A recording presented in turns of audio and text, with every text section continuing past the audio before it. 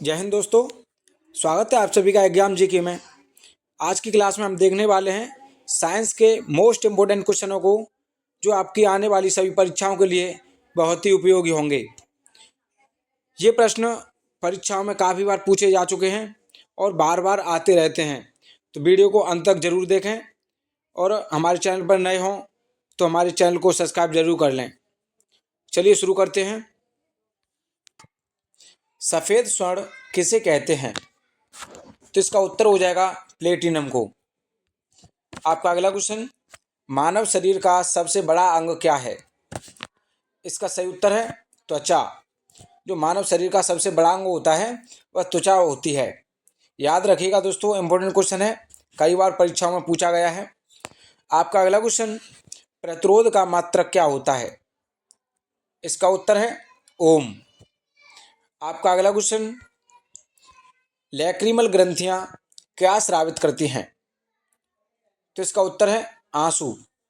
जो लैक्रिमल ग्रंथियां होती हैं वह आंसू स्रावित करती हैं। याद रखिएगा दोस्तों। आपका अगला क्वेश्चन, एटीपी का निर्माण घटक क्या है?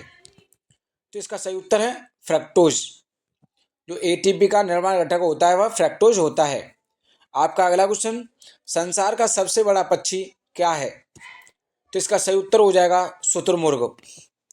आपका अगला क्वेश्चन, दूरबीन के आविष्कारक कौन है? तो इसका सही उत्तर है गैलीलियो। आपका अगला क्वेश्चन, वस्तु की मात्रा बदलने पर क्या अपवर्तित रहेगा? इसका सही उत्तर हो जाएगा घनत्व।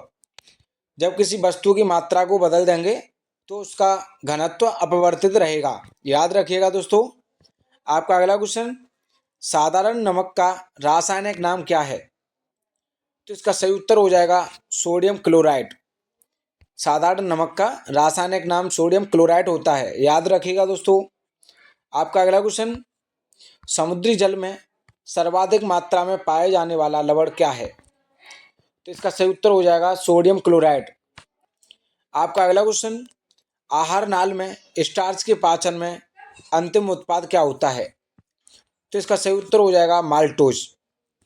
आपका अगला क्वेश्चन, सिगरेट लाइटर में किस गैस का उपयोग होता है? तो इसका उत्तर हो जाएगा ब्यूटेन गैस का। जो सिगरेट लाइटर होता है उसमें ब्यूटेन गैस का उपयोग किया जाता है। याद रखिएगा दोस्तों। आपका अगला क्वेश्चन, सबसे लंबी कोशिका कौन सी होती है? इसका सही उत्तर हो जाएगा तंत्र का तंत्र। जो तंत्र का तंत्र कोशिका होती है वह सबसे लंबी कोशिका होती है। दोस्तों इंपॉर्टेंट क्वेश्चन है, परीक्षा में कई बार पूछा गया प्रश्न है, याद रखिएगा। आपका अगला क्वेश्चन, पेट्रोल का मुख्य संगठक क्या है? तो इसका सही उत्तर हो जाएगा ऑक्टेन। पेट्रोल का मुख्य संगठक ऑक्टेन है। याद रखिएगा दोस्तों। आपका अगला क्वेश्चन, घी में वसा की मात्रा कितनी होती है? तो इसका सही उत्तर है 99%। घी में वसा की मात्रा 99% होती है। आपका अगला क्वेश्चन, एल्कोहल को जब पेट्रोल में मिला दिया जाता है तो उसे क्या कहते हैं? इसका उत्तर हो जाएगा पावर एल्कोहल। जब एल्कोहल को पेट्रोल में मिला दिया जाता है तो उसे पावर एल्कोहल कहते हैं। याद रखिएगा दोस्तों। आपका अगला क्वेश्चन, सूर्य के वायुमंडल में सबसे प्रचुर मात्रा में पाए जाने वाले तत्व क्या हैं? इसका उत्तर हो जाएगा हाइड्रोजन। जो सूर्य के वायुमंडल में सबसे प्रचुर मात्रा में पाए जाते हैं वह हाइड्रोजन तत्व पाए जाते हैं। याद रखिएगा दोस्तों, इंपॉर्टेंट क्वेश्चन है, परीक्षा में पूछा जाता रहता है। आपका अगला क्वेश्चन, दाब की ऐसा इकाई क्या है? तो इसका उत्तर हो जाएगा पास्कल। दोस्तों परीक्षा में काफ़ी बार पूछे गए प्रश्न हैं। वीडियो अच्छी लग रही हो तो वीडियो को लाइक कमेंट व दोस्तों के साथ शेयर जरूर कर दें। आपका अगला क्वेश्चन, किसी गर्म भट्टी में उत्सर्जित विकिरण क्या होता है? तो इसका सही उत्तर हो जाएगा अवरक्त। किसी गर्म भट्टी में उत्सर्जित विकिरण अवरक्त होता है। आपका अगला क्वेश्चन, सूर्य की ऊर्जा का स्रोत क्या है? इसका सही उत्तर है नाभिकीय संलयन। इम्पोर्टेंट क्वेश्चन है दोस्तों, याद रखिएगा कि सूर्य की ऊर्जा का स्रोत क्या है। तो इसका सही उत्तर हो जाएगा नाभिकीय संलयन। आपका अगला क्वेश्चन, किसी रॉकेट का प्रक्षेपण न्यूटन के किस नियम पर आधारित होता है? तो इसका सही उत्तर हो जाएगा गति का तृतीय नियम। जो रॉकेट का प्रक्षेपण न्यूटन के तीसरे नियम पर आधारित है। याद रखिएगा दोस्तों। आपका अगला क्वेश्चन, सोडियम कार्बोनेट का आणविक द्रव्यमान कितना होता है? इसका उत्तर हो जाएगा 10⁶, यानी कि इसका द्रव्यमान हो जाएगा 10⁶। आपका अगला क्वेश्चन, पौधे में फ्लोएम का कार्य क्या होता है? तो इसका सही उत्तर है खाद्यों का प्रवाह करना। पौधों में फ्लोएम का कार्य खाद्यों का प्रवाह करना है। आपका अगला क्वेश्चन, अभिक्रियाओं को तीव्र करने वाले पदार्थ क्या कहलाते हैं? इसका उत्तर हो जाएगा उत्प्रेरक। जो अभिक्रियाओं को तीव्र करने वाले पदार्थ होते हैं वह उत्प्रेरक कहलाते हैं। याद रखिएगा दोस्तों। आपका अगला क्वेश्चन, गले में किसके छल्ले मौजूद होते हैं? इसका उत्तर हो जाएगा उपास्थि के। गले में उपास्थि के छल्ले मौजूद होते हैं। याद रखिएगा दोस्तों। आपका अगला क्वेश्चन, द्रव्यमान और वेग का गुणनफल क्या कहलाता है? इसका उत्तर हो जाएगा संवेग। जो द्रव्यमान और वेग का गुणनफल होता है वह संवेग कहलाता है। आपका अगला क्वेश्चन, कार्बन किसका अपरूप होता है? इसका सही उत्तर है कोयले का। जो कार्बन होता है वह कोयले का अपरूप होता है।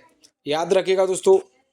आपका अगला क्वेश्चन, कौन सा विलयन बिजली का संवहन नहीं करता है? इसका उत्तर है शर्करा विलयन। जो शर्करा विलयन होता है वह बिजली का संवहन नहीं करता है। आपका अगला क्वेश्चन, द्रव्यमान और त्वरण का गुणनफल किसके बराबर होता है? इसका उत्तर हो जाएगा बल के बराबर। आपका अगला क्वेश्चन, मेंडलीफ की आवर्त सारणी में ऊर्ध्वाधर कॉलम क्या कहलाते हैं? इसका उत्तर हो जाएगा समूह। जो मेंडलीफ की आवर्त सारणी में ऊर्ध्वाधर कॉलम होते हैं वह समूह कहलाते हैं। याद रखिएगा दोस्तों। आपका अगला क्वेश्चन, एक संपीड़ित स्प्रिंग में कौन सी ऊर्जा होती है? इसका उत्तर हो जाएगा स्थितिज ऊर्जा। आपका अगला क्वेश्चन, अमीबा में प्रजनन किसके द्वारा होता है? इसका उत्तर हो जाएगा द्विखंडन द्वारा। आपका अगला क्वेश्चन, बादलों का रंग सफ़ेद किसके कारण दिखाई देता है? इसका सही उत्तर है प्रकाश के प्रकीर्णन के कारण। आपका अगला क्वेश्चन, बीजपत्र पौधे के बीज किस रूप में कार्य करते हैं? इसका उत्तर हो जाएगा खाद्य भंडार के रूप में।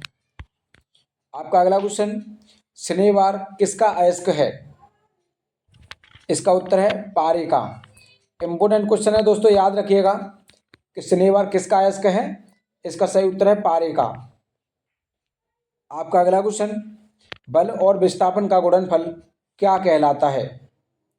तो इसका सही उत्तर हो जाएगा कार्य।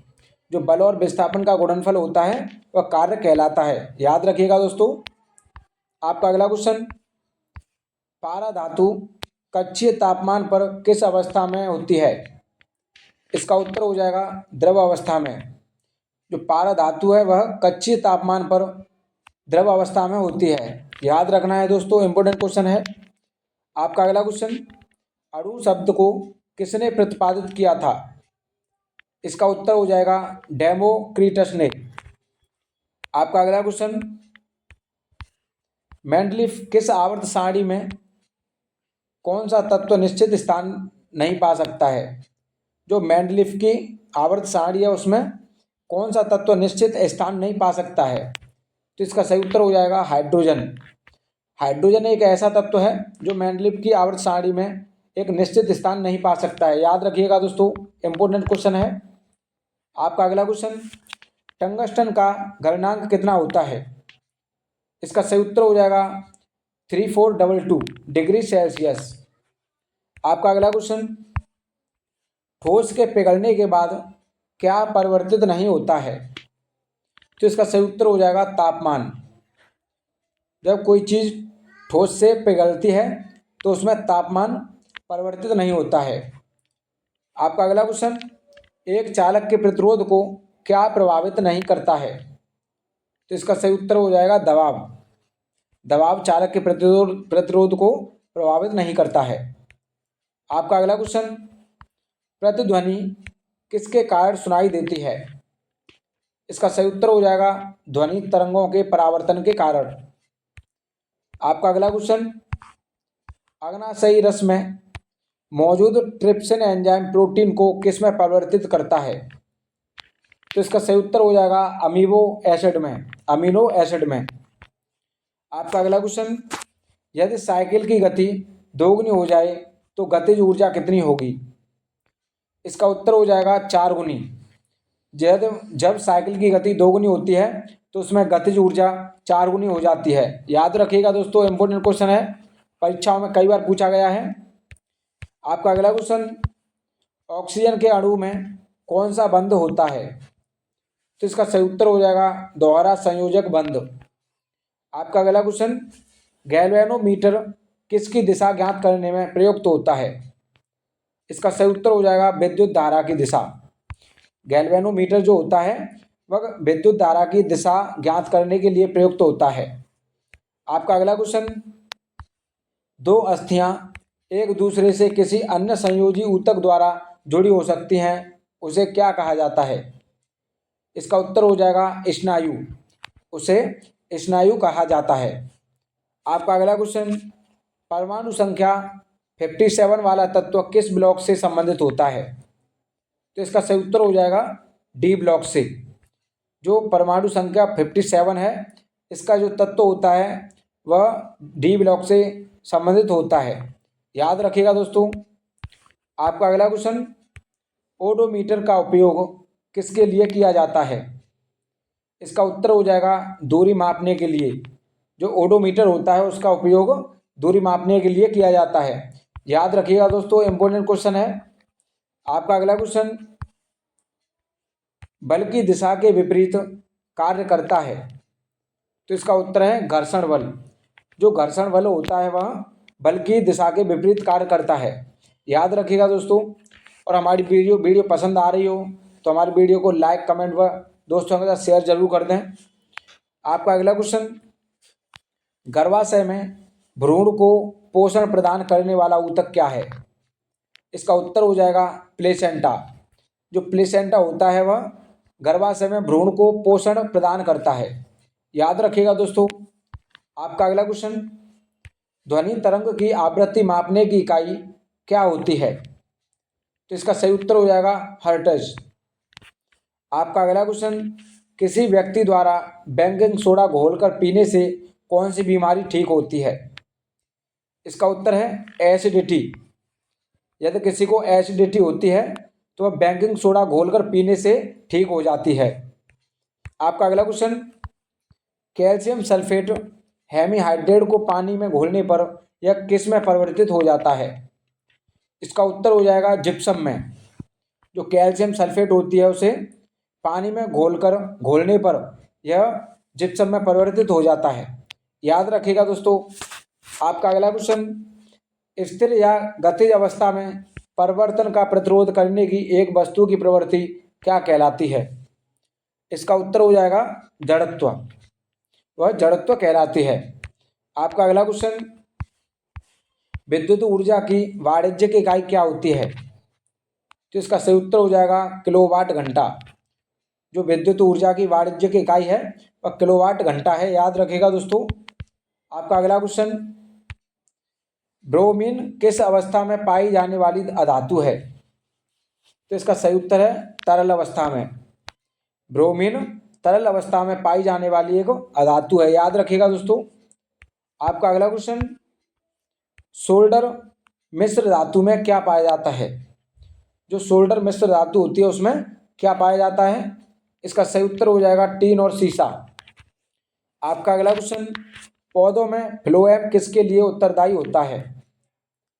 तो इसका सही उत्तर है भोजन के परिवहन के लिए। पौधों में जो फ्लोएम उत्तरदायी होता है वह भोजन के परिवहन के लिए उत्तरदायी होता है। याद रखिएगा दोस्तों। आपका अगला क्वेश्चन, मुक्त रूप से गिरने के दौरान पिंड की स्थिति में क्या होता है? तो इसका सही उत्तर है भारहीनता। मुक्त रूप से गिरने के दौरान पिंड की स्थिति में भारहीनता होती है। याद रखिएगा दोस्तों। आपका अगला क्वेश्चन, भ्रूण के लिए भोजन संग्रहित करने वाली कोशिकाओं को क्या कहा जाता है? इसका सही उत्तर है मादा युग्मक। आपका अगला क्वेश्चन, मेंडलीफ की आवर्त सारणी में क्षैतिज स्तंभों को क्या कहा जाता है? इसका सही उत्तर हो जाएगा आवर्त। जो मेंडलीफ की आवर्त सारणी होती है उसमें क्षैतिज स्तंभों को आवर्त कहा जाता है। आपका अगला क्वेश्चन, ध्वनि संरक्षण के समय माध्यम के कणों के उच्च घनत्व का क्षेत्र क्या कहलाता है? इसका सही उत्तर हो जाएगा संपीड़न।